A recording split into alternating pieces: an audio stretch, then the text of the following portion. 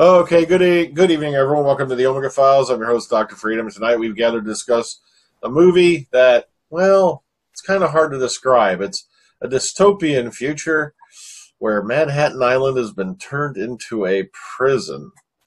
Okay, we're referring to 1980, well, not 1988. I always screw it up because it takes place in the one year, but it's 1981's Escape from New York.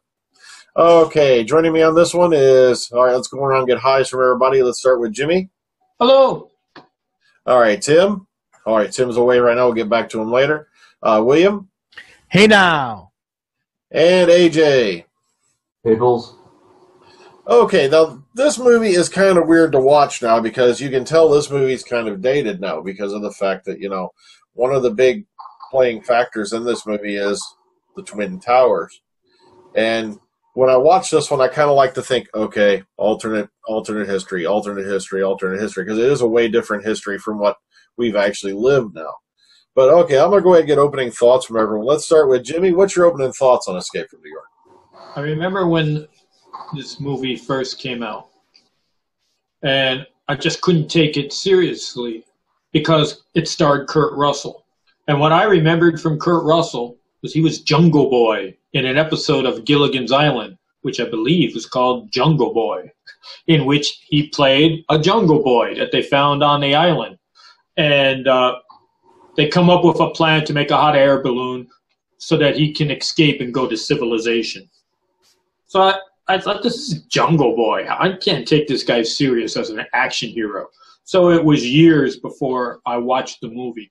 And what made me want to watch the movie was Donald Pleasence is in it. And I'm a huge Donald Pleasence fan. Oh, don't worry. The studio had the same thoughts as you did from what I've read on the notes and from what I saw in the documentaries. Because of the fact also Kurt Russell did all those Disney movies. He did like the computer that wore tennis shoes and whatnot when he was younger. And so, you know, they're really worried. You know, they wanted him to use Charles Bronson, and I can't remember who the other guy was. And John Carpenter didn't want to use Charles Bronson because he felt he was too old and he didn't want to have to deal with a more experienced actor trying to run the movie on him. So that's why he went with Kurt. And plus he felt Kurt embodied the role when he, you know, sat down and talked to him about it. Okay, AJ, what's your opening thoughts on Escape from New York?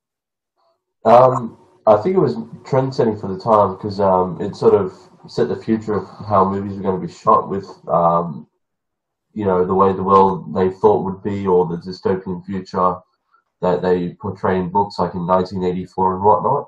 So it was quite a well-thought-out and shot movie. Okay. William? Well, you know, when it first came out, I was my teens when it came out.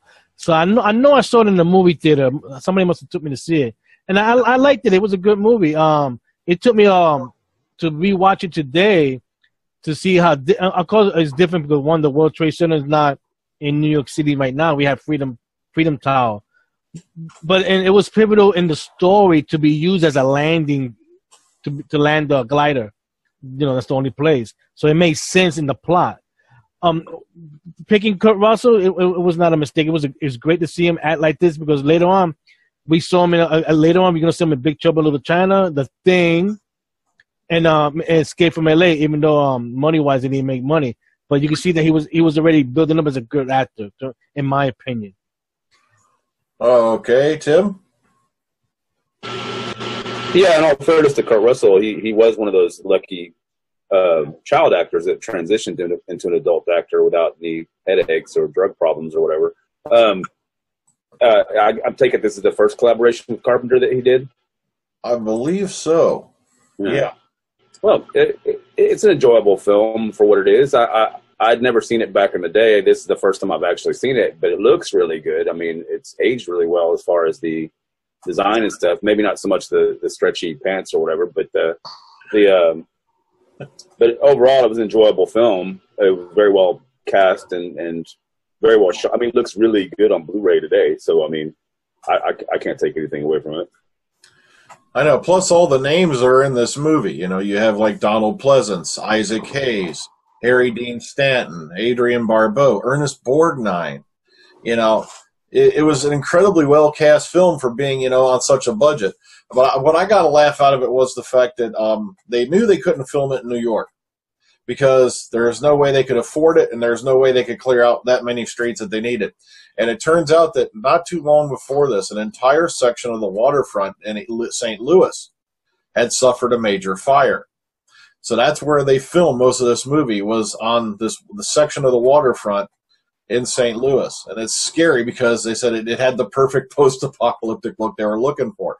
So they had entire blocks of the city that they had access to in St. Louis. And, of course, the Statue of Liberty stuff was actually filmed at the Statue of Liberty because they felt they couldn't do a good reproduction of it at the time. Today they just, CGI it or something, but they couldn't do that back then, and they didn't want to do a matte shot. Also, Tom Adkins, who we also saw in The Fog, and he appeared in some other B movies like Night of the Creeps. All right, let's go around. Let's go for favorite characters since we're talking about the guys in the movie. AJ, what were some of your favorite characters in this movie? Isaac Hayes, his character, the Duke, he was brilliant. His second in charge, that skinny white guy, the blonde guy, he was just way out there. And, I know, dude, he's scary. Did he look a lot like Steve Buscemi? Steve Buscemi, yeah. Yeah. He remind me a little bit of Ziggy Stardust with that hair like that. Oh, he did. Okay, any others, AJ? And Snake Plissken. Oh, of course. Yeah. All righty. Next up, William. Oh, but besides Snake, because he's the star of the movie. I like the cabbie. I mean, he knew that he was Snake, which was great. Hold on a minute. Alarm. Also, I like the AJ Balboa as Maggie, and her boyfriend Brain, who turned out to be an associate of Snake Plissken in the military time. That's like he called him by his name Harold, which he didn't like at all, which was a pretty funny joke there. The president, even though he was there as the president, I mean, the Donald Pleasant was not bad as an actor there, but he really didn't do that much because all you saw him was either tied up to the wall, tied up to a chair with a blonde wig on, and then in the end getting his face shaven. But he stood out, but he didn't really play that much in the movie. All right, Tim. Yeah, I would say Brain was probably one of the more interesting characters, and his girlfriend Maggie. I thought that was pretty cool. And like you said, Isaac Hayes was really cool in this. I think was this one of his first acting gigs or something because he's more of a funkster musician. So yeah, if I remember, this is the first time I ever saw him in a movie. So all right, Jimmy. Well, Donald Pleasance, because that's the reason I watched it to begin with. Him wearing the wig was actually an improv by Donald Pleasance. And I did like Harry Dean Stanton as the Brain. I liked him a lot. Okay. Now, the scary thing is when I was running through the thing on this, the movie was co-written by Nick Castle. Anyone want to know what his significance is? Or anyone want to take a guess? Did he do a TV show? No. What was that? He played Jason. No, Michael Myers in the Halloween. Wasn't it? Was it Halloween? Mike Myers? I can't remember. It's Michael. Okay, I just heard. Yeah, I thought that was pretty weird. That he got help from that guy. Writing this movie. You're right. It was Mike Myers. I don't know why. Oh, I know what it was. That's right. Yeah, because he played for Halloween. Mm-hmm. I don't know why. I always screw up Halloween and Friday the 13th. Maybe it's because they're both slasher films. I don't know. But Halloween, was John Carpenter's first big thing. And I just thought it was ironic that the guy who played, Mike Myers stepped in and helped them co-write the script and get it done. Okay, so let's go for favorite scenes. Let's start with Jimmy. What's your favorite scenes out of Escape from New York? I like the very opening, actually. The very opening scene of how when I turned it on, the first time I saw it was HBO. And I didn't think it was going to actually do anything for me. I was only watching it for Donald Pleasance. But the very opening, the very beginning, it actually drew me into that world, this post-apocalyptic world. And from that moment on, it had me from that moment on. It didn't lose me from that moment on. I like that scene. I like the scene, I think it was probably the only scene filmed in New York. It's just the way it was shot, with the sun rising and everything. I just like the way that was shot.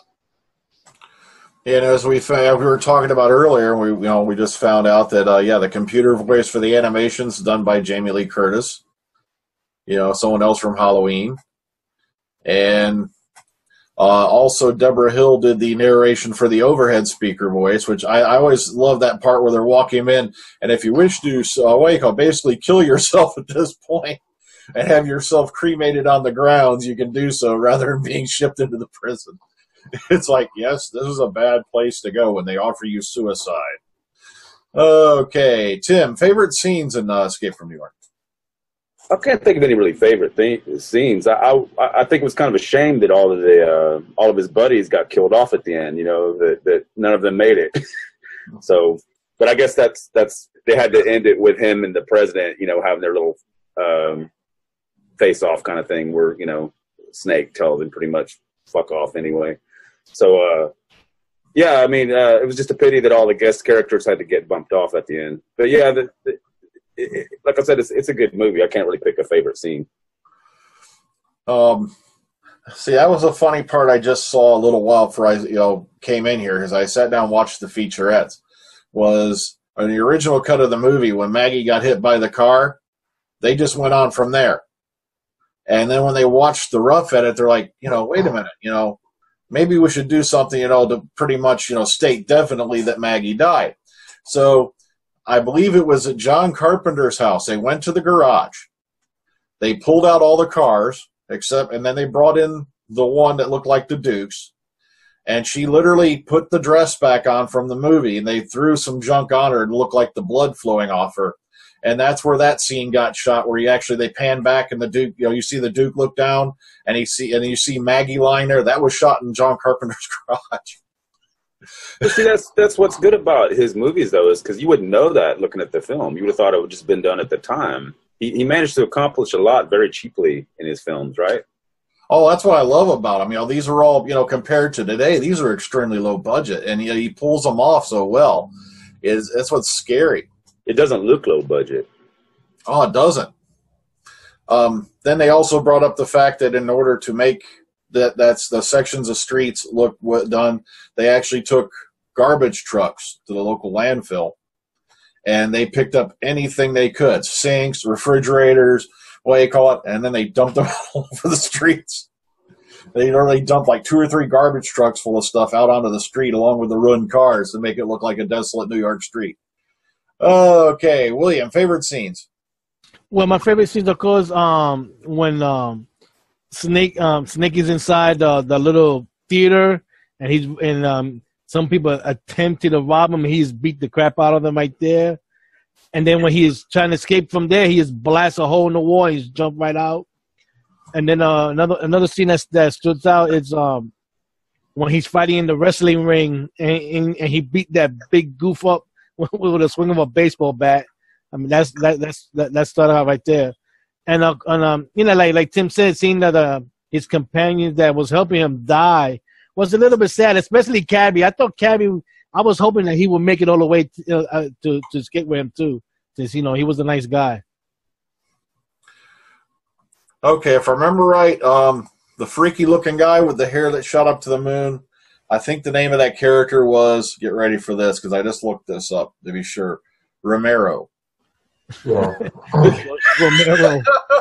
He was played by Frank Doubleday, who had starred in Assault on Precinct 13, which was from 1976. It was one of Carpenter's really early movies. And get ready for laughs. He made his film debut, and I've seen this movie, in the first nudie musical. It's a really, really out there movie. The only reason I saw it's because my brothers came home with it one night when Mom and Dad were out of town, so to speak. But it was fun. It was more funny than it was dirty. But heck, it had Cindy Williams in it from Laverne. Yeah, I remember seeing that on cable. It was pretty funny. But isn't he the guy? Isn't he the guy in Assault on Precinct 13 that shoots the little girl that starts the whole thing? I would think. I think so. Yeah. I think so. Right. Okay, AJ, favorite scenes in the movie? First favorite scene is where they're opening all the sewer covers and banging and all that to get all the people from the lower levels up and start chasing for food. Oh, Sorry? The crazies. Yeah, it sort of reminded me of a Romero zombie movie. Matter of fact, Lady G, when she saw this, said they should remake this but with zombies. Yeah, that's what I was thinking too. My favorite second scene was where Snake is wrestling the Merciless wannabe in the ring. Oh, that was heck! I know the guy's name, and I can't think of it. Sure enough, Ox Baker. Yeah, wrestler. Yeah, wrestling him. And the final one was the opening scene with a shot of New York, where it looks like it's computer generated, but it's not. The wireframes. Yeah. That was actually shot using a model. Also, the jet. The funny parts about the jet, when you see the scenes where they find the wreckage, that was an actual DC-8 that had been found in a quote unquote airport or airplane graveyard. And what they did was they actually bought this thing for like dirt cheap because it was being put up for auction. It was being scrapped. And they hauled it to the streets of St. Louis. They cut it into 3 pieces, and they took the wings off, and they carted it on 3 trucks. And that's an actual plane lying there in the street, and they put the fires and stuff inside it to make it look like an actual plane crash. So, a little bit of realism there. Okay, anything else anyone wants to bring up about the movie? I'm going to open the floor wide up for everyone. Oscar Wilde once said, if you've never been to New York, you've never lived. And when this movie was made, New York City was very, very crime-ridden. That you could actually think that in a post-apocalyptic world, they would have all these people in New York City as prisoners, but that New York City would become this. It was long before Giuliano cleaned it up. But wasn't it the case, though, that the federal government just handed over this island to all these criminals because they didn't know what to do with them or something? Isn't that the premise of the film? I thought that was kind of out there. But, I mean, on the other hand, and why would you give them all that real estate, all that office space and stuff? I mean, I don't know. It just seemed kind of, it seemed like you'd rather just find some island somewhere in the middle of nowhere and drop them off. If I remember right, I think they didn't really explain it until I think it was in there was a novelization made of the movie. And apparently there was some kind of natural disaster that along with the increase of the crime rate, and that's why New York was used for it, was something had happened, and that's why they ended up clearing out Manhattan Island anyway. Yeah, they didn't go into it in the movie, but that's Carpenter's style. He doesn't like doing a whole lot of backstory. He just kind of like thrusts you right into this situation. Well, my thinking was that maybe they hoped that all these bad guys would just kill themselves out, so that sooner or later, because they're just going to fight each other and fight over all the stuff that they left them. So I'm pretty sure that at some point they just run out of people there. Yeah, because they just basically throw you in there. They don't drop food. They don't do anything. It's like you're basically on your own once you're in there, and it's kind of reminiscent of like the Devil's Island or that's I think it was who was it who ran Devil's Island, where they literally, I think it was off France or was it somewhere like that, and where they literally just stuck convicts out there basically to forage for themselves. I think that's part of what they were getting at right there. You basically got to forage for yourself or boom, you're done. Also the fact that you go into the public library and there's Brain. He's got a friggin' oil derrick going back and forth right there in the middle of the room. Because the only guy who knows how to make gas. Ugh. Okay, anything else? The only thing I didn't, it wasn't needed. I didn't like. There's only one scene I didn't like was that, Brain was able, not Brain, Cabby found the cassette tape that everybody was looking for. Oh, that's because Romero traded it to him for his hat. Yeah. Yeah, that was weird. Of all the things to trade for the hat, it was the cassette. Yeah, because Cabby liked cassettes and he wanted his hat, I guess. That was weird that he got that. You know, they got the cassette back. Thank goodness that Snake will switch the cassettes at the end, because even though they didn't get into it, if you listen to a little bit of the cassette playing in the cab, they were giving away formula for like a weapon, a nuclear weapon or something like that. Yeah, I think what it was is it was supposed to be some kind of ultimate weapon. They never really defined what it was, other than when Snake asked Hawk about what it is. He goes, "Do you know anything about nuclear fusion?" And so I think that's what it was. I think it was supposed to be the key to some ultimate weapon, saying, "Look, peace or else," or something like that. That's what I think it was supposed to be. Because the United States we see in this movie is a total fascist nation. It's just completely out there, and they go more into it in Escape from L.A. just how bad it's gotten. But you can't eat red meat unless you have anything. You can't have sex unless you're married. It's that strict. That's more defined in Escape from L.A. Which, by the way, hang on. Oops, everybody look at this. The Snake Plissken figure. Oh, not bad. Unfortunately, they didn't make an Escape from New York one. I wish they had, but still, he's wearing the same. As Tim brought up, check it out. He's got on the tighty pants with the camouflage. Also, if you look around, I got really lucky one day, and I was at the half-price DVD store, and I found the special edition, which comes with a little bit more commentary on it. It also has a couple of featurettes, and also there was a entire first reel of the movie that had been removed because they didn't like the way the scene went out, where you actually see how it got apprehended. I mean, when he robbed the money and all that? Yeah, it's on YouTube. Just look up deleted scene, Escape from New York. Oops, you didn't hear that from me. But it's out there in numerous places. It's like... why did they cut it? Huh? Why did they cut the scene that you're talking about? If you watch the scene itself, you know why. It kind of doesn't really work with the movie. And also when they did it, they showed it in the test screening, people just felt, wait a minute, the story doesn't really begin for them until they got to the prison. So that's why they felt it was unnecessary, and they just eliminated that entire segment. Because the funny part is, the only reason Snake got apprehended is because after they pulled it off, the guy who pulled the job with him got shot. And you see the guards coming up behind. Snake takes off down the it's in a subway station. They actually filmed it in a subway station that hadn't even yet been opened. They got lucky to get in there and shoot all this. And he takes off down the stairs, and you actually see a train that's just about to leave. He could have got on and escaped right there, but no, he turned around and he went back, for that guy who got shot, who pulled the job with him. And that's when they apprehend him. And they just felt it didn't work. They felt it was just too much backstory, and a lot of the audiences didn't like it because they just liked the way the story picked up from the prison, so that's why they just went ahead and omitted it in the final cut. But if you want to watch it, it's out there all over the place. You can find it just about anywhere. Yeah, they included it here on the special edition. And also, they didn't have it for the longest time. If I remember right, it was part of the negative that got lost. And they found... They were going to do a special edition back in the early 2000s, but they couldn't put the entire movie together because the work print disappeared. They found a work print copy in a salt mine film depository out in Kansas. And that's the only reason they were able to remaster the film and put it out. That's odd. Yeah, it's a weird story. If you want to look it up, it's a weird story what happened to it. It's kind of like a missing episodes Doctor Who kind of tale in a way there. Yeah.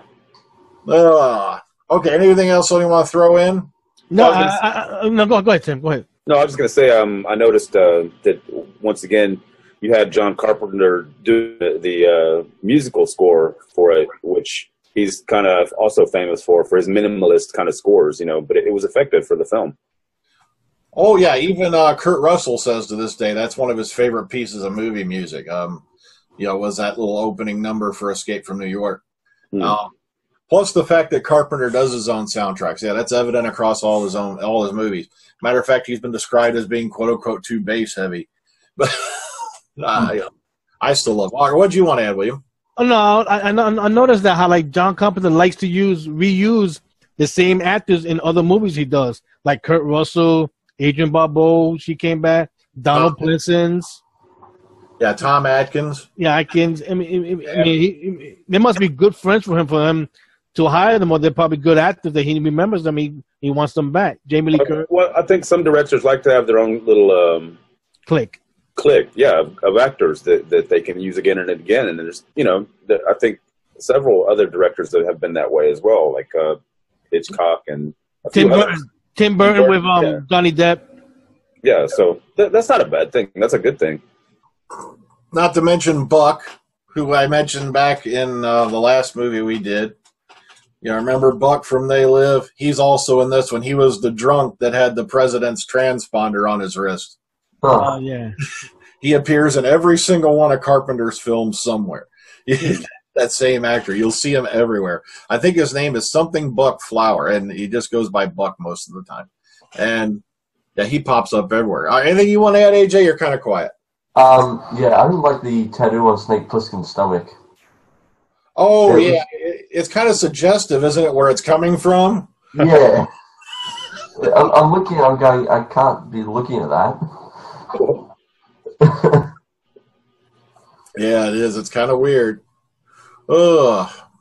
Plus, if I remember right, yeah, we also had this quote-unquote special appearance by Susan Hubley as she played the quote-unquote mystery lady in the Chock full of Nuts cafe shop, and she apparently had acted with Kurt Russell in the Elvis TV movie. And if I remember right, I could swear he was married to her for a while. Yeah, her name sounds very familiar, but I don't recall seeing her or anything. If I remember right, hang on, let me double check this. Okay, yeah, she played Priscilla Presley opposite Kurt Russell in the made-for-TV film Elvis. Matter of fact, she was married to Kurt Russell from 79 to 83. Whoa. And apparently after he left her, he hooked up with Goldie Hawn, and they've been together pretty much ever since. Okay, anything else before we bring this, go to the ratings and bring it to a close? Well, you got to give Carpenter credit for him. He did a movie on the cheap that made money in the end. Not to mention the character of Snake Plissken. He's gone on into comic books. There was The Adventures of Snake Plissken was a one-shot, I think, released back in 97. There was also the Snake Plissken Chronicles. It was a 4-part miniseries supposed to take place just after the events in Escape from New York. If I remember right, that one was amusing because he was, the way he called it, the job that he was supposed to pull off was he was to steal the car JFK was assassinated in from a casino. And he was to deliver it to a buyer on a yacht. And Snake was captured by the guys, double-crossed, and they left him sinking in a crab cage. And this is where it gets amusing, and this will tell how well you know your Kurt Russell movies, because Snake is then rescued by a character named Captain Ron. Yeah. I'm stumped. No, but that was a movie named Captain Ron, wasn't it? Exactly. I mean, that was him. Exactly. He played Captain Ron, yeah. And also, okay, we'll touch briefly on the sequel. How many people here have y'all seen the sequel, Escape from L.A.? Any of you? I have not. Yeah, I've seen it one time. It's worth 1 or 2 watches. I don't rate it as highly as Escape from New York. That's why I'm pretty much going to leave it out of the movie selection for John Carpenter's movies, even though it is one of his, because I didn't really enjoy it as much as I did. There was a whole lot of stars in it, but it just didn't seem to have that same magic as Escape from New York had, Anyone else want to cue in on Escape from L.A.? All right, nothing? I've only seen it one time. It's hard for me. I got to rewatch that one. Okay, this is what's weird, but Escape from L.A. takes place 16 years after Escape from New York.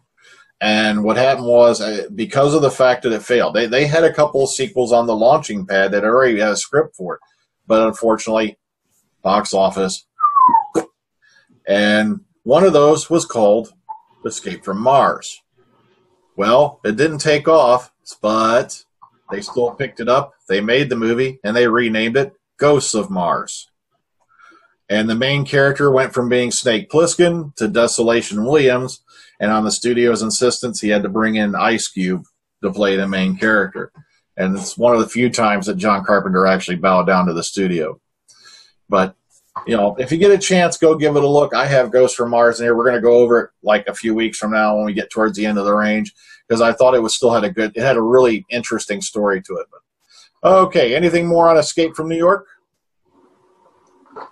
We pretty much done with it? Okay, let's go ahead and give it a rating then. Let's start with Jimmy. How would you rate Escape from New York out of 10? I'd give it an 8. An 8 out of 10. It's a pretty good action movie. Okay. Tim? Yeah, I'd agree with that. As a movie I'd never seen before, it looked and sounded pretty good for an 80s flick. And, yeah, I'd give it an 8 as well. I enjoyed it. All righty. William? Yeah, for a movie that was from my town, I give it a 9 out of 10. You know, especially seeing the Twin Towers again. All right, AJ. For me, I'll give it a 9 out of 10. I love post-apocalyptic movies. Yeah, I kind of compromise. I give it a solid 8.5. I still enjoy watching it every now and then. Plus, when you bring in actors like, you know, Lee Van Cleef was brought in because they felt he hadn't been seen in movies in years, and I thought he really bounced off Snake Plissken really well. And by the way, if you hadn't caught it yet, Kurt Russell's inspiration for Snake Plissken was Clint Eastwood. Huh. Makes sense. Which is where he got the style of speaking for him and all that. That's what he was trying to mimic. Okay, well, that's it for this one. Next week, we'll be going back to America a little bit further into the, well, not into the future, but somewhere there, to Big Trouble in Little China. So, hope y'all join me next week. Let's go ahead and get goodbyes from everyone. Let's start with AJ. Goodbye, guys, and I'll catch you next time. Jimmy? Bye, everyone. Enjoy your days. All right, William? Thank you for having me here. I can't wait to be back next week. From Texas, Tim. Thanks for having me. I look forward to the next time. The scary part is when they start naming all the Snake Plissken, you know, side characters like Fresno Bob and what's his name? It's like Texas Tim. Sounds like you should be out there with him somewhere. Okay, guys. Till next week when we do Big Trouble in Little China, everyone have a great week. Bye-bye. Take care.